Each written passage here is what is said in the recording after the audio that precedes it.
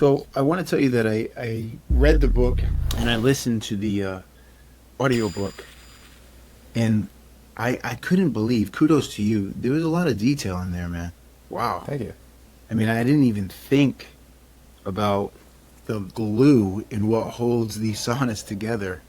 Hmm. I mean, it's you would think, like, of course you should be thinking about that, but who thinks about that? So well done, man. Well done. Thank you. And I have a more important question for you at the moment. Sure. Did you sauna today? I was considering doing it before this call, but I decided I'm going to do it later in the afternoon. Okay, okay. And you? I didn't sauna yet today, but after hearing, I've heard the statistics before, and I was somewhat familiar with them. But I guess my question, and we can go into this, it's just, if I'm doing hardcore cardio and I'm getting the sweating and my heart rate, everything, the temperature is raising. Hmm. I'm wondering if it does the same thing, or is it just sauna? It's both, right? So I think I talk about different categories in the book of exercise, hot yoga, and sauna, like you read. Sauna is just the low-hanging fruit for most people because it's so easy and effective. So for most people exercising, they might have a little sweat, and some people heavy Right, sweat, right. hopefully, in their exercise. Both are great. There's interesting research on even the difference in the composition of the sweat from dry versus infrared. Like one study showing that infrared actually had more heavy metals and chemicals in the sweat, just based on the way it caused you to sweat.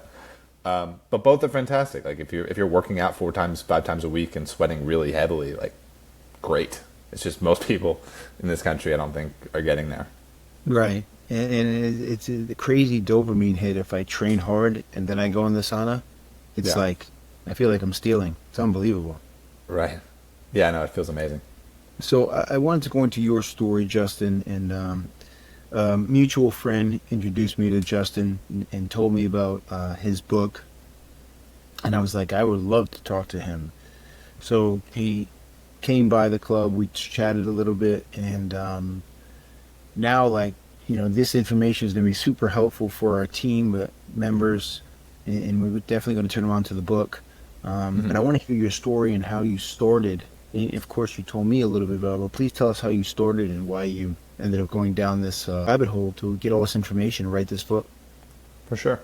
Yeah, so in my early 20s, right as I was finishing college, I really felt like my health kind of hit a wall. Just a lot of chronic fatigue, brain fog, everything felt gray, and I wasn't sure what was causing it. So I wasn't sure if it was diet, attitude, needing to exercise more, all these things. Right. But it really felt like if I didn't get it solved, my quality of life would just be terrible. Like I just always felt like a 3 out of 10.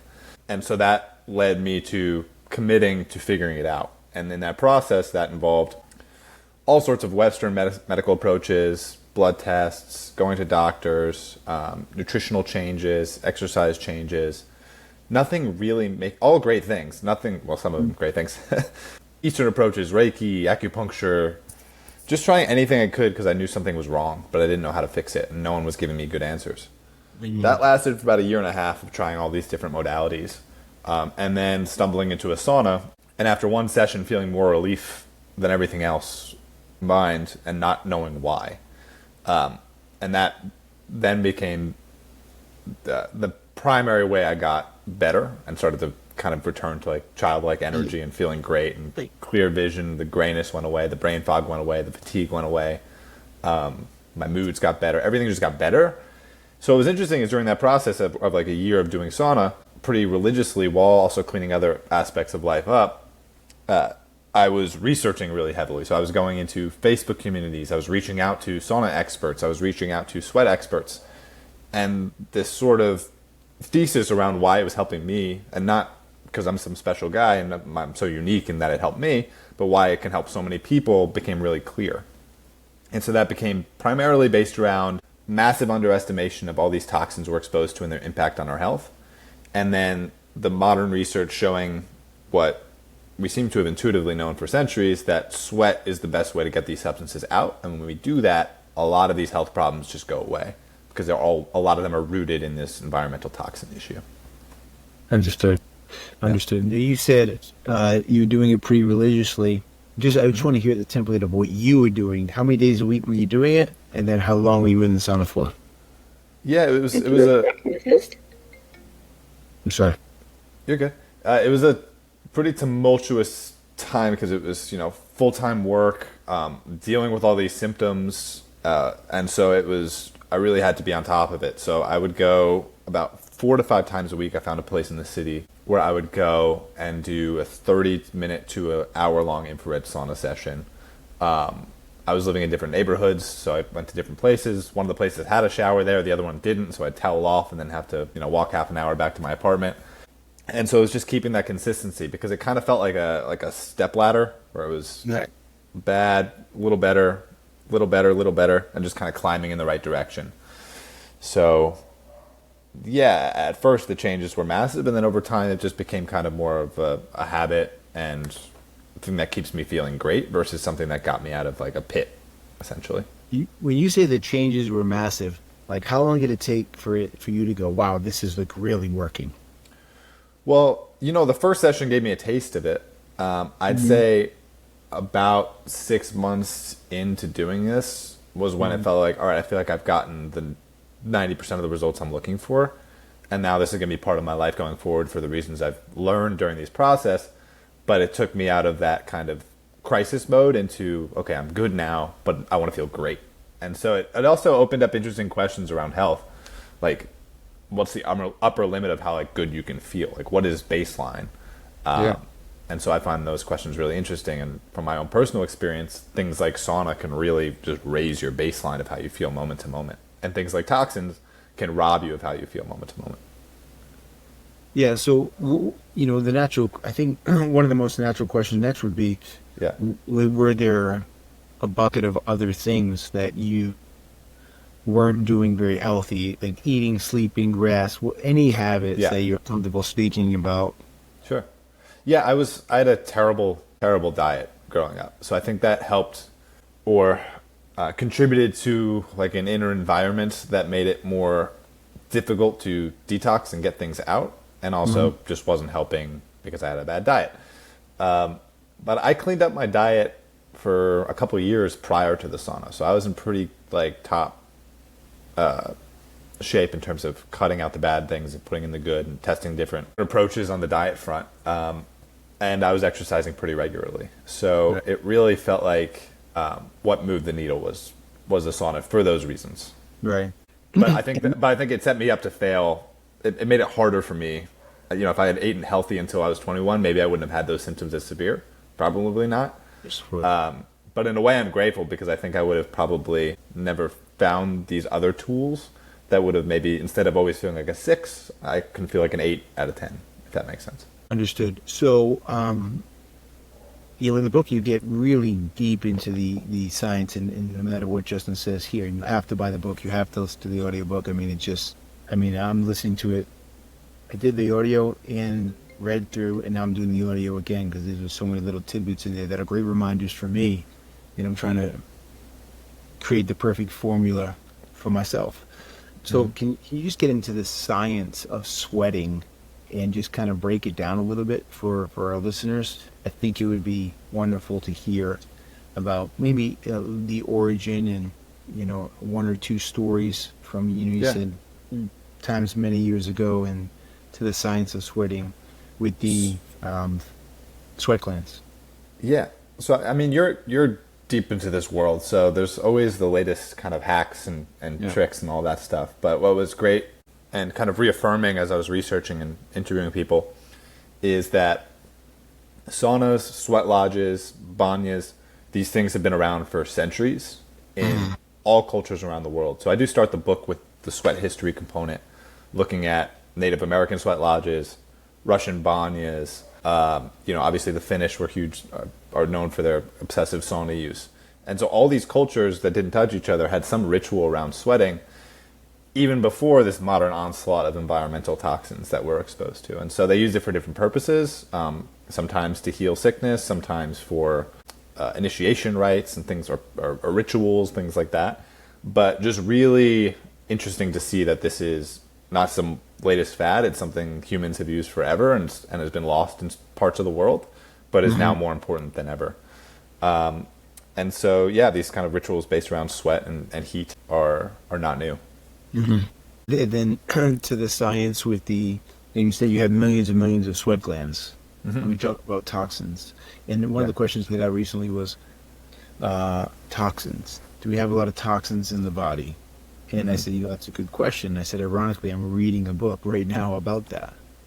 So could you kind of break it down for us a little bit? So the toxin issue is, on the planet we've been exposed to heavy metals for a long time. Those are not man-made. Mercury is incredibly toxic to the brain. Arsenic, lead, these things are found for a long time. It's this last 60, 70-year kind of chemical revolution where we've introduced tens of thousands of man-made chemicals into the environment. And the question is, okay, how bad is this? And so in the research for the book, I was trying to answer that question, and the conclusion I reached based on my interviews and research was, it's really bad. We're just constantly exposed to these through all different sources that if we're not aware of are just there. And so there's two pieces to that. There's what's going in, and then how much can we get out. And so the in part, what we could do is limit our exposure through different components, which I talk about a little bit, but the main part I talk about is how do we get this stuff out.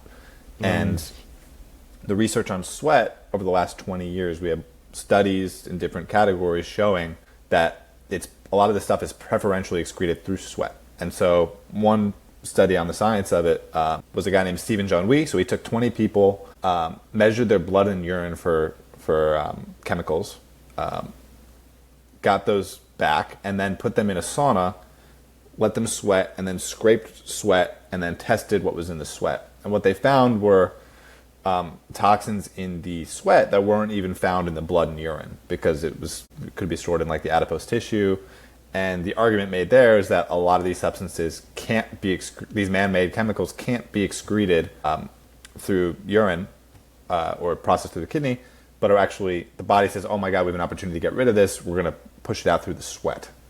And so, there's a few studies pointing to this, and then as I'm sure there's the extreme examples I get to in the book of like 9/11 victims who have extreme toxicity, and we can look at studies or we can just look at results and how sweating is actually what allowed them to heal. So yeah.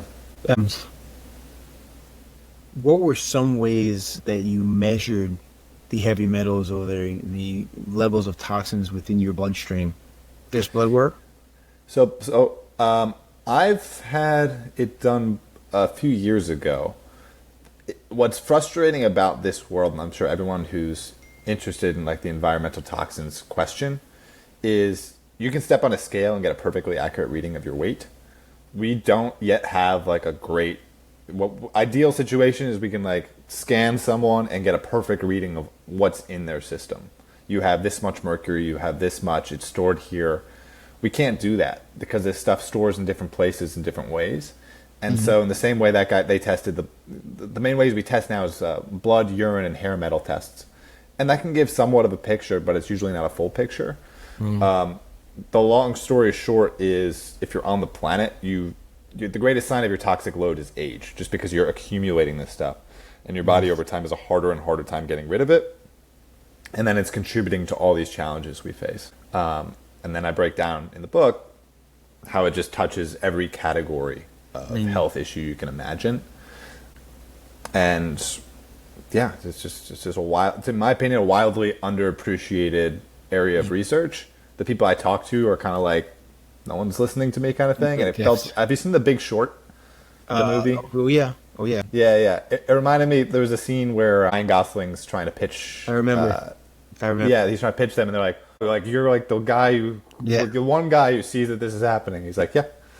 So it kind of feels like that, like you're just kind of screaming into the void. But the whole time I'm writing this, I'm trying to see where am I wrong in my calculation that this might be the case. Someone prove it wrong, but it hasn't been. So it's just kind of this interesting thesis that I think is really, really overlooked, which is toxins are way underestimated and they impact everything you're experiencing and cause disease down the line. And sweat is the best way to deal with it. Yeah. So that's my message.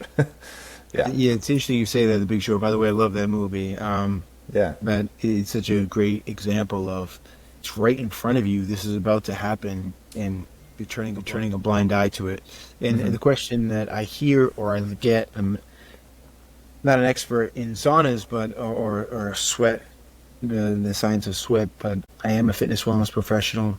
And a common question is, but come on, Mark, is that really going to kill me? And now the answer used to be, well, it's a consolidation of many things, right? There's many variables. Now it's, yes, this is going to kill you, right? Like these things are real, and you need to be mindful of them. And turning a blind eye can shorten your life, right? Yeah. Shorten your life, impact your quality of life. It just touches everything. And so the people I interviewed for the book, the people I networked for with this, the stories are just, not unique to me in terms of how much quality of life has been improved. Because even mental health stuff, like a lot of these toxins are lipophilic, they store in the fat. And so you might be thinking you need to go to a shrink, but maybe you just have, maybe if you decrease your toxic load, a lot of this anxiety percolating would just dissipate. Not necessarily the case. But to me, it's like the foundational thing to square away before turning to other modalities. Yeah. Or taking medication, or why, I always push to, why wouldn't you try it? Like, just try it and then tell me it absolutely doesn't work after doing 3 months of it. But I find it hard to believe, Justin, that anyone who does 3 months of sauna protocols, or, I've been a big cold plunge guy, you're not going to walk away going, I regret it, or it did nothing for me. It's impossible, right? Yeah, I think so. And part of it's,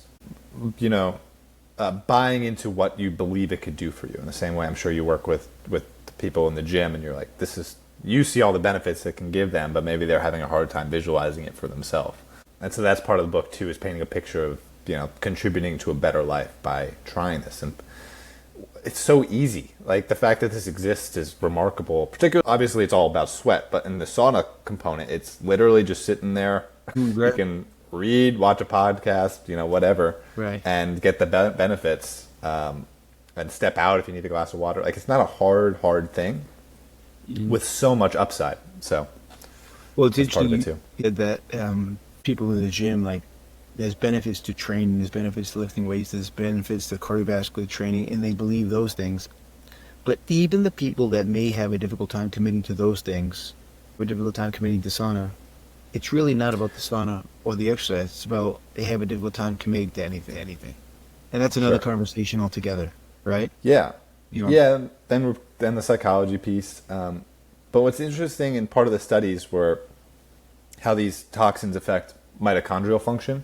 And so getting rid of them, your energy level goes up. So I used to drag myself to the gym. Once I did this sauna protocol, my energy went up and I felt more pulled to doing it because it kind of created this upward cycle. Okay. So it's a great entryway for people who really need like a kick in the ass, because it's not difficult and it can contribute to that. Oh, I feel better. I have more energy. I have more desire to feel better, and that kind of richer get richer kind of thing. So that's definitely part of it too. Understood. So I know everyone's probably curious about this question, and I was very curious. For years and years, I heard infrared sauna is the best. You got to go with an infrared sauna. And then it kind of flipped back to it's really the heat and the sweating component. And then after listening to your book, correct me if I'm wrong, it really went back to infrared sauna, the results that you pull from infrared sauna time, and why. So for all listeners, can you tell us, obviously, the difference and then why you settled on infrared sauna? They're both fantastic. There's really one study that everyone kind of leans on for why, from what I understand, one study focused on how much detoxification happens from infrared versus dry, from a guy named Dr. Klinghardt, where they measured, I think, heavy metals in the sweat, and it showed, I think, 4 times higher concentrations from doing the infrared versus the dry. So I'm blanking on the specific function or how that occurs in infrared versus dry, But the idea being you're going to detoxify heavier in an infrared sauna than a dry sauna.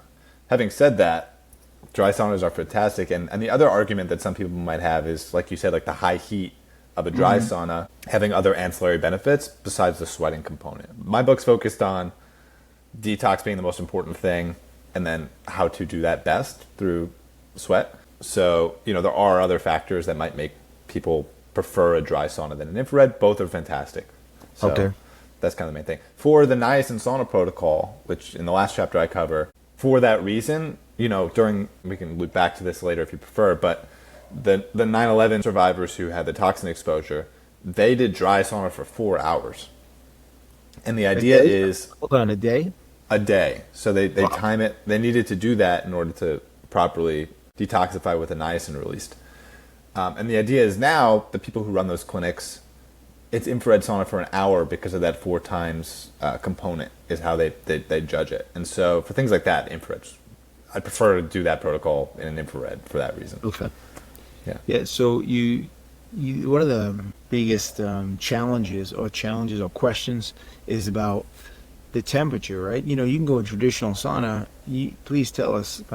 Traditional sauna can go anywhere from, I guess, 150, 160. You choose the low point, but it can go up as high as like 200, 210, right? The infrared sauna? Oh, the traditional. I'm sorry. Traditional, yeah. Yeah. They can get quite hot. And some people seem to enjoy that fight. So there is a psychological component of battling and resilience and that lasting throughout the day.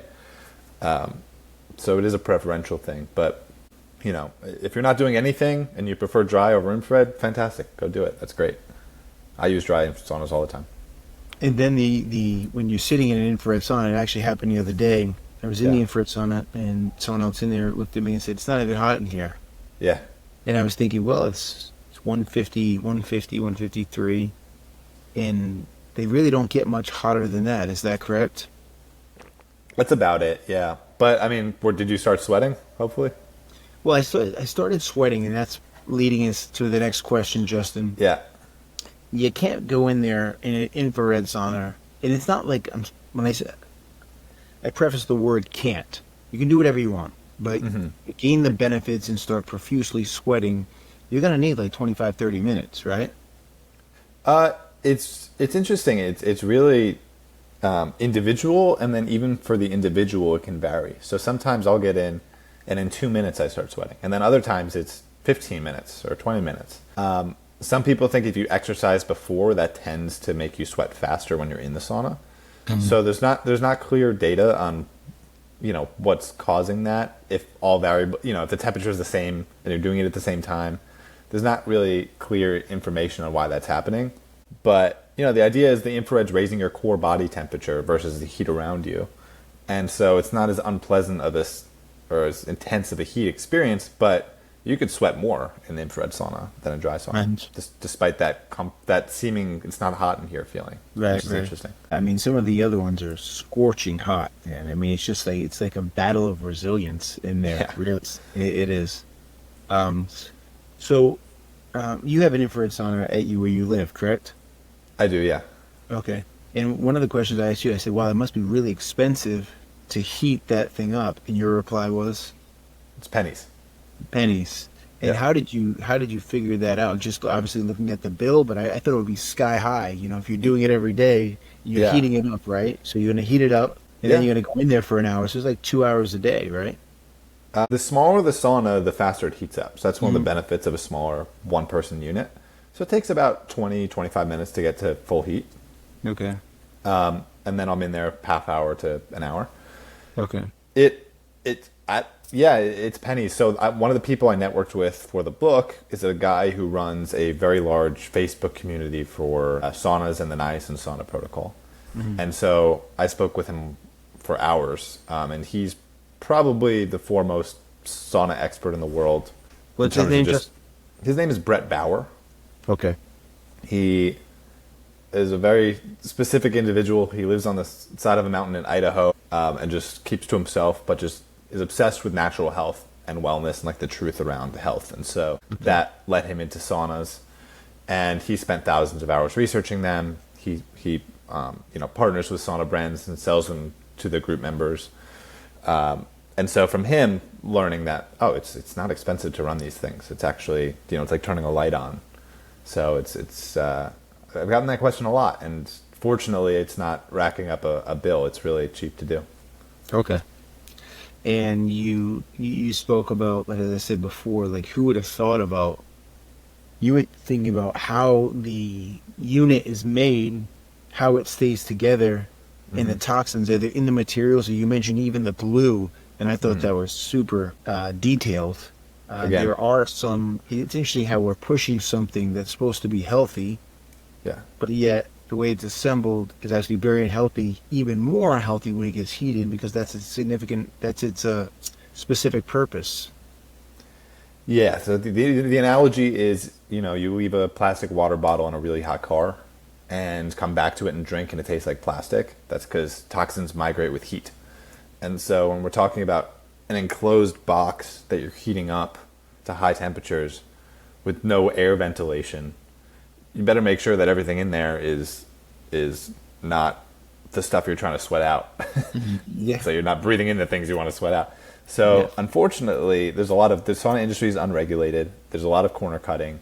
And so what could be a well-intentioned goal of getting healthier can actually have some negative consequences if you don't know what to look for. So part of the reason that group is great is they're testing all of these saunas and showing that some of these brands are lying. And so, yeah, even some that, you hear there's bamboo in there, but bamboo is actually extremely toxic when heated. Or, the glues, the flame retardants, the fabrics. There are, this isn't to discredit everyone, there are a few companies that do it 100% reliably well. There's just more often than not corner cutting because there's no regulation, and companies want to save money and don't view it as big an issue as maybe some people would like them to. Do you have a couple favorite companies? Yeah, so Clearlight, who I also interviewed for the book, is 100% reliable. They're one of the two largest sauna companies. And then the other one is a small Canadian brand, and that's actually the one I own, which is called Sunstream. And that's a guy named Kevin in Canada who just geeks out over saunas and has built a really great product. Okay. Terrific. Yeah. And then, to go back to like the whole protocol, you mentioned like what you're wearing in the sauna is so important. So here's something really important. If you're one of those gym users or gym goers that goes into a sauna with forget about etiquette, because we talked about this. Yeah. With etiquette alone, you shouldn't be wearing sneakers. You shouldn't be wearing socks. You shouldn't be wearing long pants or, jackets, like anything like that. What should you be wearing in a sauna and why? So similar to the plastic water bottle analogy, a lot of clothing, unfortunately, has polyesters and things that when heated are not great to be breathing in, or shoes. So really, ideally, going in with white cotton towels, 100% cotton towels, white because there's no dye. We're getting a little bit extreme here. Like if you have, a colored towel, it's not the end of the world, but preferably you're doing this as well as you can. And so it's really just going in naked with cotton towel wrapped around you, maybe one or two towels to wipe. And that's it. That gets a little more complicated for, co-ed saunas, or depending what country you're in. Some countries you just go in nude, which is ideal. And so that's the ideal thing, because you don't want people walking in with their plastic water bottles, their AirPods, their books with laminate that could be heated. The issue is that it gets heated in there, and so you don't want to be breathing that in this contained environment. So that's the goal. Got it. That's awesome. So that's the clothing. Now, we talked about the benefits of, I think we touched on it briefly, but I was told that there are insane benefits to being in the sauna for an extended period of time to help boost HGH production. Yeah. Did you research that at all? So I came across that study, and so that was this interesting area of research around kind of dosing and timing. And so I don't recall if you I think it was Andrew Huberman who talks about it a lot, right? So it's a specific dosing that will results in a massive increase in HGH levels. I don't remember what it was, but it was something extreme. I think it was like I think it's 90 minutes. it was like 90 minutes and like, yeah, 30. do you know exactly what it is? I 30, think it's 30, 30, 30, I think. Okay. Yeah, and so, it's really, you can go, for those kinds of purposes, you can kind of look at all the research, and you mentioned someone on cold plunges before working out and kind of the timing and dosing of these things. So it's interesting. I didn't go too deep into it because that was more on the sauna ancillary benefits that are fantastic as well, not the sweat focus for the book, but also very, very cool. Yeah. Yeah. Now, did you, in regards to the shedding or sweating for get the toxins out, did you research anything in regards to fasting and going into a sauna, experiencing the sauna during a fast? I didn't see anything tying those two together. I think part of that might be it's a lot on the system to be in like an extended fast and then sauna, and there could be worries about like passing out or things like that. Yeah, but sure. that would be a great study to see. Like what happens when you're in ketosis? Does that affect detoxification levels or things like that? So there's a lot of research, but there's a lot more studies that can be done to perfect I think it. they had like a few, as you mentioned before, they had some really, really strong studies, but there's only like a handful of them that everyone references. Yes. Did you do any hybrid protocols with cold plunging and sauna? Not so much. I mean, I take cold showers sometimes after the sauna. The places when I was, experiencing sort of that crisis level, the places I went didn't have a cold plunge. And I don't have one in my apartment currently, but might be getting one. So I haven't done that. So really what I've done is just consistent sauna use. And then also I did do a 30-day niacin sauna protocol, which was interesting as well. Can you talk to us a little bit about the science of the niacin protocol and why the niacin helps expedite the purging process? Yeah, so, we have all this research, like I said, all these studies kind of showing this stuff. And then there's this really extreme example that kind of just proves it just based on, you just see it in action. So there's something called the niacin sauna protocol.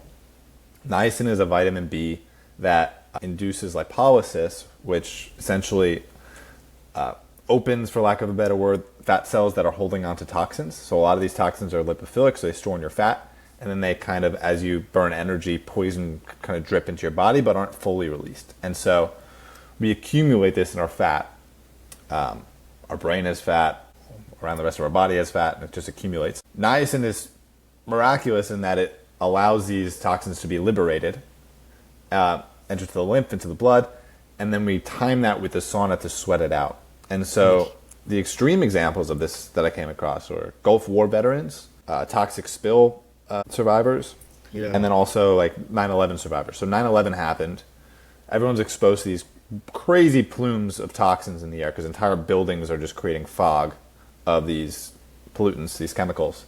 And so thousands and thousands of people had all of these issues, ranging from respiratory issues to chronic fatigue to brain fog to tremors to cancers developing over time. Just terrible symptomology. And doctors tried all the usual things, pills, respirators, inhalers, things like that. Nothing made a dent. They then set up a 9/11 niacin sauna clinic where initially 500 people went through this program. So they take niacin, that liberates the stored fat toxins from the fat. You time that with the sauna, and then you sweat it out through the sauna, and then you do a couple other things like binders to make sure it's not causing a Herxheimer reaction, and you supplement properly. And it's a 30-day protocol. All 500 people got better. They tested there were reports of increased IQ. Brain fog went away, tremors went away. 87% of people got off their medication within the first 6 months. And I interviewed a few of them for the book. And so one of them goes to DC to advocate for this program for veterans and things like that. And so ultimately 5,000 people went through that protocol. They were in a Facebook group together. They all got better. Virtually, they all got better. And then they compare that to the other cohort of people who didn't do that program. And she was telling me anecdotally that they hear of a lot of cancers springing up in those groups and people dying young, and she believes wholeheartedly. Clearly, our group is doing way, way, way better, even in the long term. Obviously, in the short term, we had all that proof, but in the long term, way better off. And so, it was a fascinating extreme example to kind of show the power of sauna, but also the niacin sauna protocol. And ultimately, it makes you ask a few questions. One being, should every human on Earth be doing the niacin sauna protocol? Because it's not just for when you're devastatingly sick, but what would if we buy into the thesis by the end of the book, wouldn't that mean that if we do the niacin sauna protocol, statistically, if we did studies and things like that, we'd see lower incidences of cancers and diabetes and Alzheimer's and all these things linked to these carcinogens and toxins. So that's part of like the Big Short thing where I'm like, someone showed me why this doesn't add up properly. Right. So I'm still this far into this and I still believe it wholeheartedly. And so that's part of the message as well, is this niacin sauna protocol is miraculous. Even besides the disease component, I think it would have a massive impact on the mental health of the world. It's so interesting and super powerful. I mean, if it works, and now why wouldn't we just try it? If it's going to give us some of those benefits, it's still a huge win. I guess it's time. It's 4 hours, right? Well, so now it can be done in about 90 minutes with the infrareds. Okay. Understand. Yeah. And so 90 minutes, you take niacin. I tell you what, when I took niacin 10 years ago, and I flushed hard. I'm very sensitive. We didn't talk about the flush, yeah. Oh my God. I mean, I thought I was dying. Yeah. I was like, my blotches all over my skin, my face. I was very sensitive to it. And by the way, it wasn't even niacin, like straight niacin. It was niacin in a protein shake. Wow. Yeah. And I didn't realize it was in there. And then we looked and I said, oh my God, I'm crazy. Like, I'm really hurting right now. I mean, it wasn't in pain. It just was very warm, and hot. I can't imagine doing that and being in a sauna. It's virtually 100% safe, and so you need to go into taking it kind of telling yourself, I'm not having a heart attack, I'm not going to die, this is the normal reaction. But if you're not told, I can, it's not usually not pleasant. But there's what's called the niacin flush for people who don't know, which is you get beet red and you feel almost sunburned and tingly, and some people can feel cold. Yes. And so it's a pretty distinct feeling, but it's just part of the process. Yeah, interestingly enough, some people do it for the post. I guess the feeling post is that a big dopamine hit. For the niacin? Yeah. I personally haven't felt that. Maybe after the sauna session. Well, what's wild is, you do a sauna session, you get that nice dopamine clarity. When you do the niacin sauna, personally, and other people I've spoken to, it's like a brain clarity you haven't experienced since, I don't know, you were a kid. It's just like the lights are on. And I know what I'll be doing today. Yeah, and just for listeners, I wouldn't advise. It's safe to the recommended thing is if you want to try this, you could take 100 milligrams of niacin. You wait 3 hours to get in the sauna. You get in the sauna. You try and stay in there for 45 minutes to an hour total. You can hop in and out. But what happens is when you're on the protocol, you're constantly raising that niacin amount, 100 milligrams a day, all the way to 3,000 milligrams, because you need to titrate up. Because if you take 100 milligrams twice or 3 days in a row, the effect's not going to happen. So you have to keep raising it. But you can try this, like one-off or up to like 300 milligrams. But I would not recommend. Don't do this whole protocol on your own without any oversight. I think it's not. I wouldn't say it's dangerous, but there are missteps you can make that would make it dangerous without realizing. Yeah. Awesome. It's very clear. Thank you. Yeah. So, someone's getting started with sauna, and you want to give them some basic, protocol. What would you advise them to do? Well, first is where you're going to do it. So I break down in the book how to find a sauna near you, hopefully, or if you're going to buy one, how to go about that process for your home. And then, similar to working out, don't overload yourself at the start.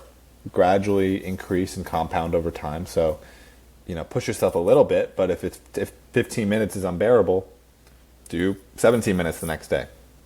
And you'll build up your tolerance. And what felt really hard in the past becomes easy. So, don't make it difficult. Make it something that you can do consistently and find some joy in. If you need to step out for water, that's totally fine. It doesn't have to be hard. If the goal is really just the sweat component, like do what it takes to get that, and it's not some battle of the wills kind of thing. If you want it to be, great, but like for people getting into it, I think it's make it a habit first and then build off of that. And the statistics are, should they be doing, two questions. Number one, the statistics show if you do it 4 to 7 times a week or like 1 to 2 times a week, there's like a significant differential in regards to what you could receive, possibly the medical benefit. Yeah. You want to discuss that a little bit?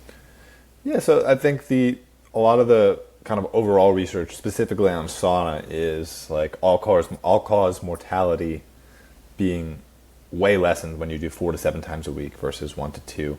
So pretty much arguing the more the better.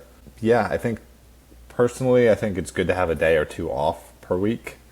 So 4 to 5 is fantastic. I don't think 365 days a year is the best idea.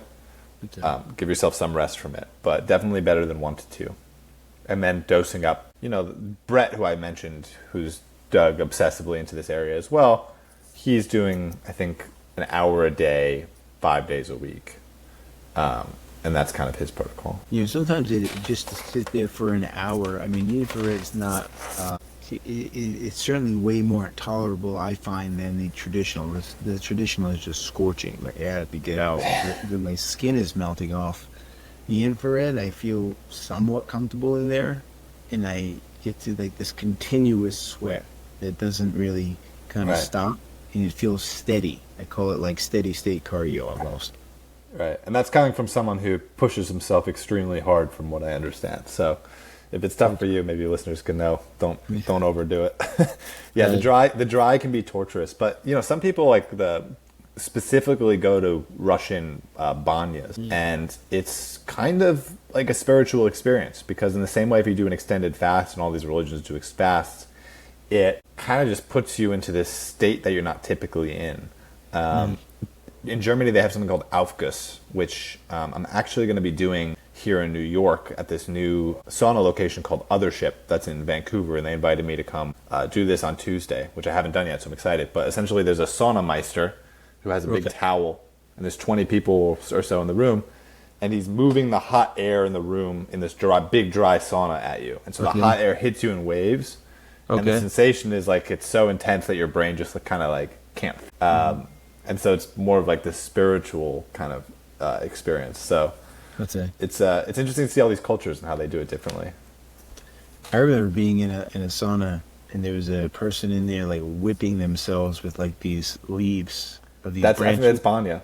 That's Russian. Oh, that's what it is. Yeah, when fig leaves or something. When I saw it, I was thinking, okay, I don't know if I'm in the right place, but this is pretty aggressive. Haven't done that yet. Yeah. So you also mentioned why it's so important to shower immediately after. Aside from hygiene, it's more to get the toxins off. Yeah. So they sit. Go ahead, please, Phelps. Yeah. So ideally, it's definitely for hygiene, but also to get the toxins off. And ideally, you've had towels and you're constantly wiping yourself down in the sauna. And I go into detail in terms of like it's not rocket science, but just like how to go about like a sauna session properly. And part of that is continuously toweling down the sweat. So hopefully, but what happens is you get out and you're going to start sweating again usually. So shower is a good idea post sauna. And I feel like I know saunas have always had popularity, certainly spas and sanctuaries, but I'd say the last 10 years maybe, there's been like an explosion of the recovery modalities, probably all over the world, but from what I see in the United States, it's really trending up in a very powerful and meaningful way. Everyone and their mother, you're going to a gym, or you're making sure that you have some sort of access to a sauna, to a cold plunge. And can you talk about the rise, and have you seen the same thing? And you're in New York, right? So you must see all kinds of places popping up. Yeah, it's definitely growing. It's nice to see. I think when I started going, I didn't really feel like, I'm riding a trend so much as what I've seen the last few years. And, the goal with the book is to kind of explain to people why it's helping them so much for a large component of the benefits they're getting. Obviously, there's other ancillary benefits, but yeah, in New York, one of the people I interviewed for the book was the co-founder of Higher Dose. They were the first people to put infrared saunas in New York, I think 15-ish years ago. Okay. And since then, dozens of places now offer sauna, and it's become kind of a part of the culture. So it's growing rapidly, and it's one of those good trends, I think, that's happening. Right. There's a lot of times these kind of not get rich quick, but get healthy fast kind of things are happening, and I'm happy to see that it's taking off like this, and I just want to be a part of pushing it. Well, and it's also like, there's a big social component to it, and people are like spending time together. Like at one of our spaces, most of them, there's always like that clique or that group in the morning. They always see each other on the main floor. They see each other in the sauna, in the cold plunge. The irony is that people spend way more time in the hots than in the colds. You don't see like a bunch of people hanging out, chatting in the cold plunge. It's like, let me get out. But you'll see it in the hot. You'll see it in the sauna. It's pretty ironic. Like they could stay in there and post up and have a great conversation. And that makes it more tolerable, by the way. Definitely, yeah, and that's one of the benefits of not doing the private. But I don't know if you've experienced this, but I've talking with people. There's something bonding about it. It's like you're both going through something difficult together, even if you're just having a casual conversation, where it feels more meaningful, even if it's just small talk somehow. Yeah. So I think people really feel connected in these saunas. And I think that's part of why it blew up in Finland and some of these other places as well, is that bonding communal component. So Justin, do you see yourself doing this, like, in perpetuity? You're going to be doing this 4 to 6 days a week for the rest of your life? Do you really feel that strongly about it? The sauna? Yeah, I do. Yeah. I bought into those ideas of this argument that make me say it would be dumb not to do it for the rest of my life unless some information proves me otherwise, which I just don't see happening. So right. Yeah, it's now a part of my life. It's kind of part of the routine, the same way going to the gym is for most people. And I closed the book with that, which is, the gym became a thing in the States over the last century or so. It became part of the culture.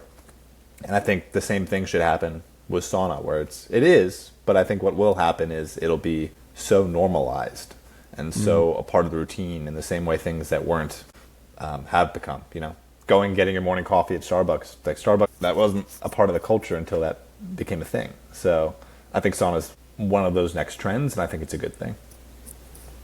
I love to hear that. I love to, because it's something that I'm going to do the best I can. It's always, everything comes down to time, right? Yeah. Do I want to spend an hour here? Do I want to spend, like, if I have a free hour, I want to spend it with my son, So, but I also want to be around for a long time for my son. Yeah. So if I have to do what I have to do to give myself some. He might be a little young to join you in there. Yeah, he give him a few tries. years.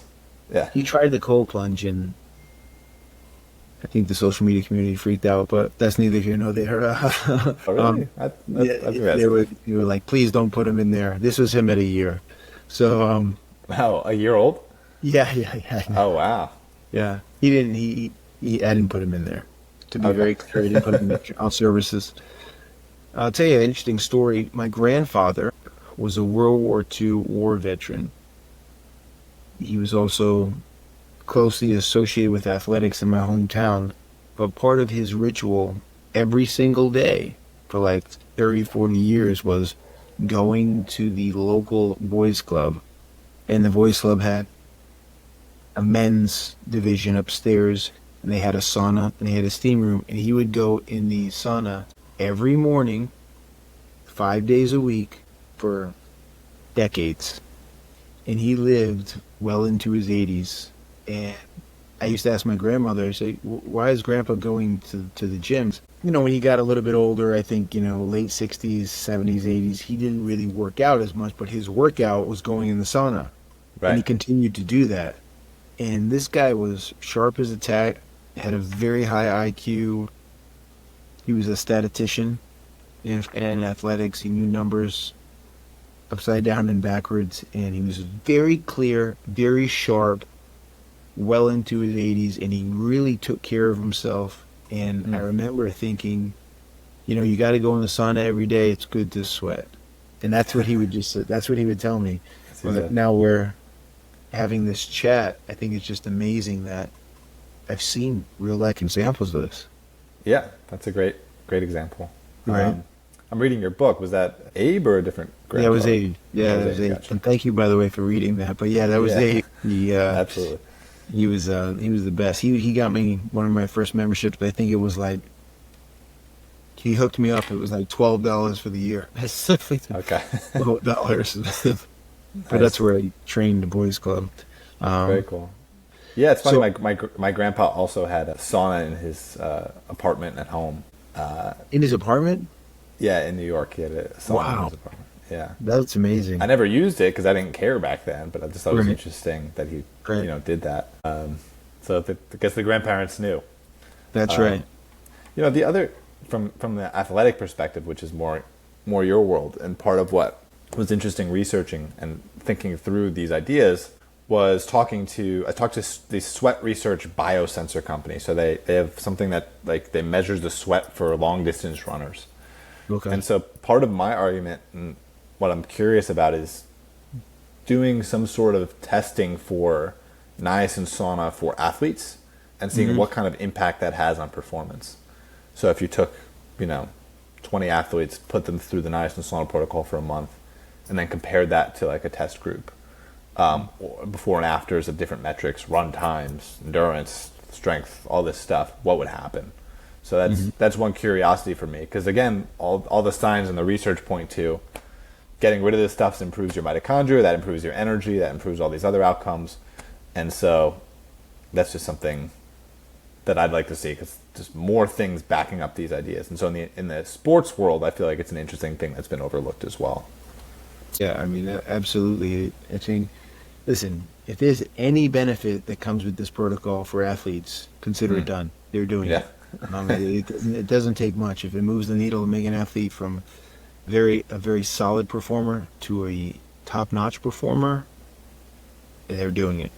Yeah. I just know that personally. But um, can you please tell people, listen, to all our listeners here, you got to check out the book. The book is Sweat. It's awesome, loaded with great information and stories and talking about all these different studies. The audiobook is great. Justin, we talked about that.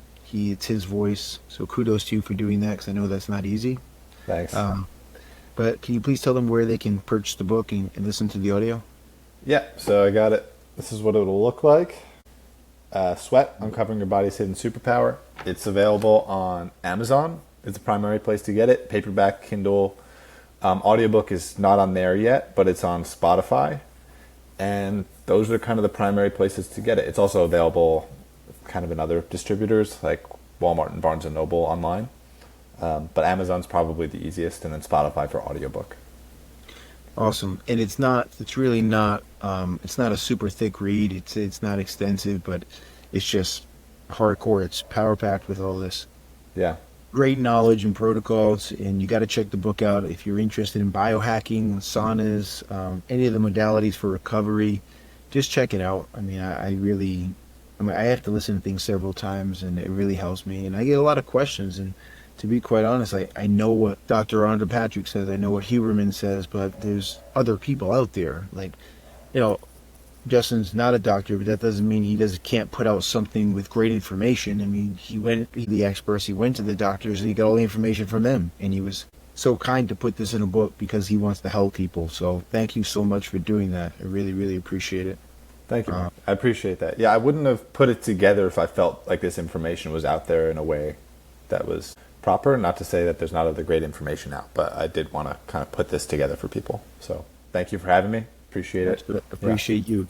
Is there any last tidbit you want to leave our listeners with about saunas and that you think would be a valuable takeaway other than everything you said? Well, I think hopefully like what you experience and what people have told me is by reading the book, you go, okay, this needs to be part of my life. And so that's probably, not to be self-promotional, but that's probably the thing I would say is, listen to it. I think it's free on Spotify if you prefer, or support on Amazon. But the book, it really gives you a very clear, simple understanding of why it's so important to make this part of your life. And so I hope you take it to heart. Absolutely, absolutely. And just the And last, avoid the thousand mistakes I took along the way.